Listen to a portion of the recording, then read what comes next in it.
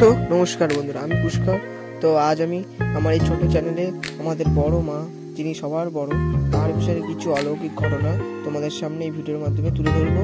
তো ভিডিওটিকে স্কিপ না করে পুরো সম্পূর্ণটা দেখো, এবং চ্যানেলটিকে নতুন হয়ে থাকলে চ্যানেলটিকে অবশ্যই সাবস্ক্রাইব করে দিও, এবং সাবস্ক্রাইব করে যদি বেল আইকনটিকে প্রেস করে দাও তাহলে একটু মোটিভেট হয়ে আরও ভিডিও বানাতে সাহায্য করে। তো চলো আজকে শুরু করি। আমাদের বড় মা, যিনি সবার মা, তিনি থাকেন নৈহাটিতে, এবং নৈহাটিতে বাস করেন। মানে একটা আমার ভুল হলো, অর্থাৎ তিনি নৈহাটিতে বাস করেন তা না, তিনি পৃথিবীর সব জায়গাতেই বাস করেন, কিন্তু তার এই মন্দিরটি যেখানে বিখ্যাত সেটি হলো নৈহাটি। তো এই নৈহাটি মন্দিরটি স্থাপনে একটি ভক্তের খুবই গুরুত্বপূর্ণ অবদান। সেই ভক্তের নাম হলো ভবেশ চৌধুরী বা ভবেশ চক্রবর্তী। তিনি একবার মায়াপুরে গিয়েছিলেন বা নবদ্বীপে গিয়েছিলেন, গিয়ে দেখেছিলেন সেখানে 122 ফুট একটি প্রতিমা। তখন থেকে তার মনে ইচ্ছা ছিল যে তার এখানেও একটি 122 ফুট উঁচু লম্বা প্রতিমা হবে।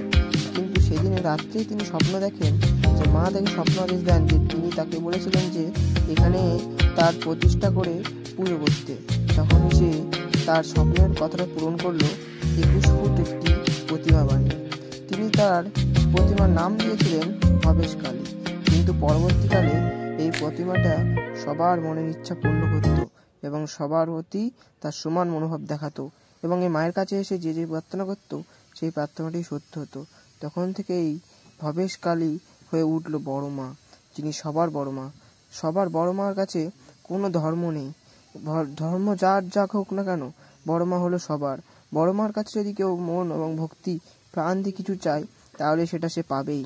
এবং বড় মার গায়ে মুদ্রা আছে, এবং সোনার জিনিস আছে প্রায় 12 কেজি, এবং রূপো জিনিস আছে 200 কেজি। কমেন্টে জয় বড় মা অবশ্যই লিখে চ্যানেলটিকে সাবস্ক্রাইব করুন।